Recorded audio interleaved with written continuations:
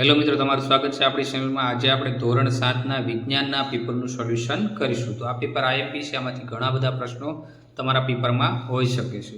તો પહેલા વિકલ્પો છે, પાનફ્યુટીમાં પ્રજનન ખાલી જગ્યા દ્વારા થાય છે, તો જવાબ શું થશે? પર્ણ દ્વારા।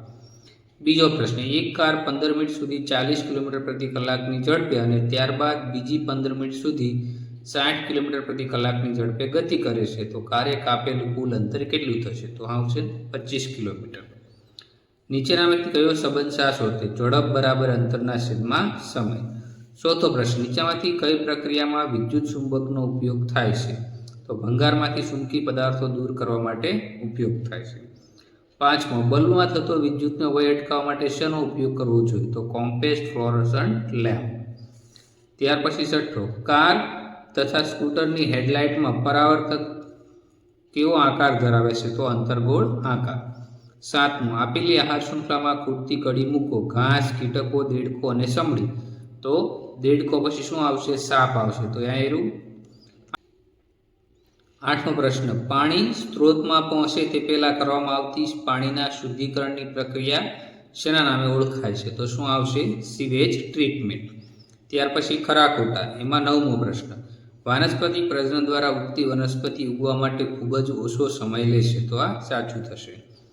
દસમું, આપેલા લોલકનો આવર્તકાળ અસળ હોતો નથી, તો આ ખોટું।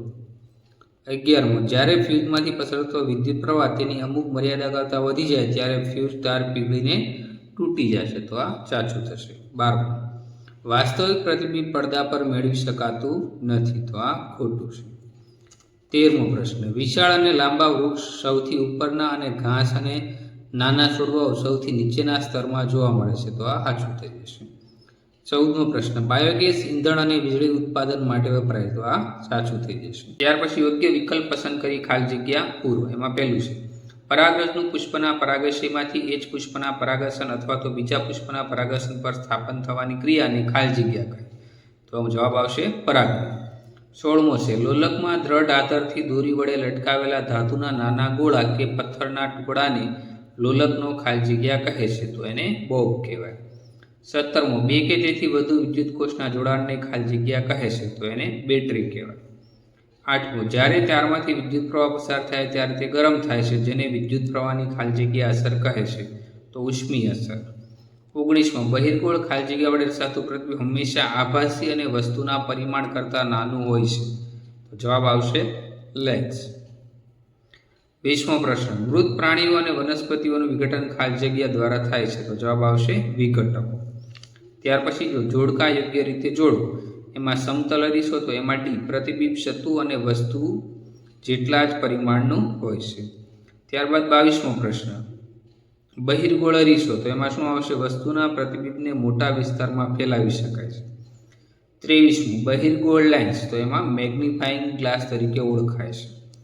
ત્યાર પછી અંતર્ગોળ અરીસો, તો દાંતનું વિવર્ધિત પ્રતિબિંબ મેળવવા માટે દાંતના ડૉક્ટર વાપરે છે। ત્યાર પછી વિભાગ બી, વિભાગ બીમાં શું છે? એક બે વાક્યમાં જવાબ લખો। એમાં 25મો પ્રશ્ન, પાનફૂટી વનસ્પતિ વિશે સંક્ષિપ્ત માહિતી આપો, તો જવાબ છે, પાનફૂટી વનસ્પતિના પર્ણની કિનારી પર કલિકા આવેલી હોય છે। જો આ પર્ણ જમીન પર પડે તો દરેક કલિકા નવા છોડનું નિર્માણ કરે છે અને નવો પાનફૂટીનો છોડ તૈયાર થાય છે। 26મો પ્રશ્ન, લીલ કઈ પ્રક્રિયા દ્વારા ખૂબ જ ઝડપથી બહુગુણિત થાય છે? તો અવખડન પદ્ધતિ દ્વારા બહુગુણિત થાય છે। 27મો, વનસ્પતિમાં પ્રજનનની કેટલી રીતો છે? કઈ કઈ? તો 2, અલિંગી પ્રજનન અને લિંગી પ્રજનન। 28મો, આવર્તકાળ કોને કહે છે? તો લોલકને એક દુલ્હન પૂર્ણ કરવા લાગતા સમયને આવર્તકાળ કહેવાય છે। 29મો, પહેલાના જમાનામાં ઘડિયાળ તરીકે ઉપયોગ થતું સહાયયંત્ર ભારતમાં ક્યાં આવેલું છે? તો દિલ્હી જંતર મંતર। 30મો પ્રશ્ન, વિદ્યુતના બલ્બમાં થતા વિદ્યુતના વ્યયને અટકાવવા શું કરવું જોઈએ? તો CFL અને LED બલ્બ વાપરવાથી વિદ્યુતનો વ્યય અટકે છે। 31મો પ્રશ્ન, વિદ્યુત ચુંબકનો ઉપયોગ તો ઇલેક્ટ્રિક બેલ, ટેલિફોન, લાઉડસ્પીકર અને ક્રેન દ્વારા ભારે લોખંડનો કચરો ઉપાડવા માટે થાય છે। આભાસી પ્રતિબિંબ એટલે શું? તો જે પ્રતિબિંબને પડદા પર ઝીલી શકાતું નથી તેને આભાસી પ્રતિબિંબ કહે છે। દાખલા તરીકે સમતલ અરીસામાં દેખાતું આપણું મોઢું। 33મો પ્રશ્ન, અભિસારી લેન્સ કોને કહે છે? તો જવાબ, બહિર્ગોળ લેન્સને અભિસારી લેન્સ કહે છે, કારણ કે તે તેના પરના આપાત થતા પ્રકાશના કિરણોને અંદરની તરફ વાળે છે, કેન્દ્રિત કરે છે, તેથી તેને અભિસારી લેન્સ કહે છે. સાઇડ મિરરમાં વસ્તુ કેવી દેખાય છે? તો વાહનના સાઇડ મિરરમાં વસ્તુઓ તેના વાસ્તવિક પરિમાણ કરતાં નાની અને છતી દેખાય છે, જેથી પાછળનો મોટો વિસ્તાર જોઈ શકાય છે. 35. સમતલ અરીસા વડે રચાતું પ્રતિબિંબ કેવું મળે છે? તો પ્રતિબિંબ હંમેશા આભાસી, સતું અને વસ્તુના કદ જેટલું જ મળે છે. તેમાં ડાબી જમણી બાજુ ઉલટાયેલી હોય છે. ત્યાર 36. એમ્બ્યુલન્સ પર સ્પેલિંગ કેવી રીતે લખાય છે? તો એમ્બ્યુલન્સના આગળના ભાગમાં એમ્બ્યુલન્સ શબ્દ અરીસામાં વંચાય તે રીતે ઉલટા અક્ષરમાં લખેલો હોય છે. 37મો પ્રશ્ન, જંગલમાં પ્રમાણ કેમ ઘટી રહ્યું છે? તો ખેતી માટે જમીન મેળવવા, રહેઠાણ અને કારખાના બનાવવા માટે લાકડાની વધતી જરૂરિયાત અને અતિશય પશુચારણને કારણે જંગલો ઘટી રહ્યા છે. 38મો, વિઘટકો શું છે? જે સજીવો મૃત છોડ અને પ્રાણીના અવશેષો અને સેન્દ્રીય પદાર્થોમાં રૂપાંતર કરે છે તેને વિઘટકો કહે છે. દાખલા તરીકે ફૂગ અને બેક્ટેરિયા. 39મો પ્રશ્ન, મેનહોલ શા માટે હોય છે? તો ગટર વ્યવસ્થામાં સફાઈ કરવા, ગટર લાઇનમાં આવતી રૂકાવટ દૂર કરવા અને તેની જાળવણી કરવા માટે ચોક્કસ અંતરે મેનહોલ્સ રાખવામાં આવે છે. 40મો પ્રશ્ન, પ્રદૂષિત પાણીથી થતા રોગો. તો કોલેરા, ટાઇફોઇડ, પોલિયો અને કમળો જેવા રોગો છે એ પ્રદૂષિત પાણીથી થાય છે. 41, ગંદા પાણીના નિકાલ સુધી લઈ જતી વ્યવસ્થા. તો આ વ્યવસ્થા ગટર વ્યવસ્થા કહેવામાં આવે છે અથવા સેવેજ સિસ્ટમ પણ કહેવામાં આવે છે. 41મો પ્રશ્ન છે મિત્રો, મહાત્મા ગાંધીએ સ્વચ્છતા વિશે કયું વાક્ય કહ્યું છે? તો આ વાક્ય તમારે એક જાતે લખવાનું રહેશે. મિત્રો વિભાગ સી છે, તો એમાં શું છે? પુષ્પમાં ફલનની પ્રક્રિયા કેવી રીતે થાય છે, એટલે ફલન કેવી રીતે થાય છે એ તમારે દર્શાવવાનું છે.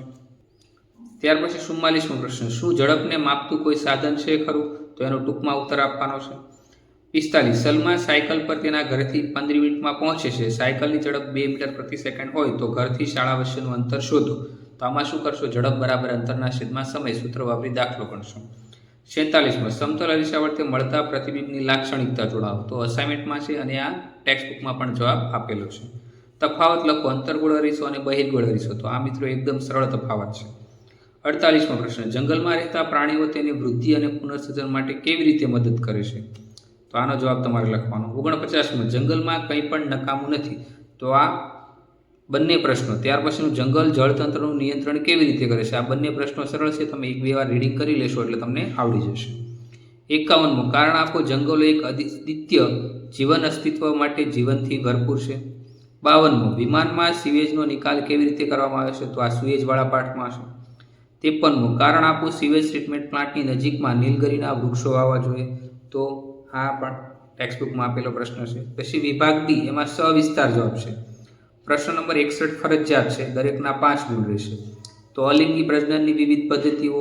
તો તમે સ્પાયરોગેરામાં જે પ્રજનન થાય છે, અવખંડનને એ તમે લખી શકો.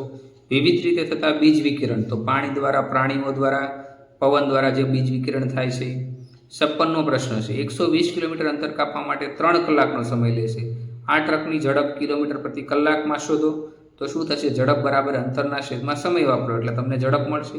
પછી ટ્રકની આ જે ઝડપ આવે છે એને મીટર પ્રતિ સેકન્ડમાં ફેરવવાની છે.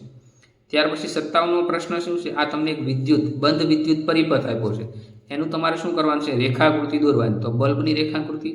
અહીંયા તમને જે પિન આપી છે ત્યાં સ્વિચ આવી જશે અને અહીંયા શું આવશે? બેટરી આવી જશે અને આ બંને વાયર દ્વારા તમારે બનાવવાની છે. 58મો પ્રશ્ન, વસ્તુ અને અરીસા દ્વારા મળતા પ્રતિબિંબનો થતો બાજુઓનો ફેરફાર ઉદાહરણ આપી સમજાવો. વ્યવહારિક જીવનમાં તેનો ઉપયોગ ક્યાં છે એ સમજાવો. તો આ પણ બુકમાં છે. 59મો પ્રશ્ન, જંગલમાં જોવા મળતી આહાર શૃંખલા. તો આહાર શૃંખલા શું છે ભાઈ મિત્રો? તૃણાહારી, માંસાહારી, મિશ્રાહારી. તો આખી 3 આહાર શૃંખલા તમારે લખવાની. પછી 60મો પ્રશ્ન છે, ટૂંક નોંધ લખો, ગટર વ્યવસ્થા. આ તમે જાતે પણ લખી શકશો. પછી પ્રયોગમાં શું છે? લોલકનો આવર્તકાળ શોધો અને બીજો છે હોકાયંત્રની સોય પર વિદ્યુત પ્રવાહની અસર તપાસવી. મિત્રો આ પેપર એકદમ આઈએમપી છે. તમે પ્રયોગ અને વિસ્તૃત પ્રશ્નો છે તો એટલા પ્રશ્નો કરી લો તો મિનિમમ તમને 4 થી 5 પ્રશ્નો તો બેઠે બેઠા આવી શકેની સંભાવના છે. એમસીક્યુ ટૂંકા પ્રશ્નો પણ તમે કરશો તો મિનિમમ 20 થી 25 માર્કનું બેઠું પેપર આવી શકે છે. તો ફટાફટ તમે તૈયાર કરી દો આખું પેપર અને એક્ઝામ માટે best of luck. Thank you.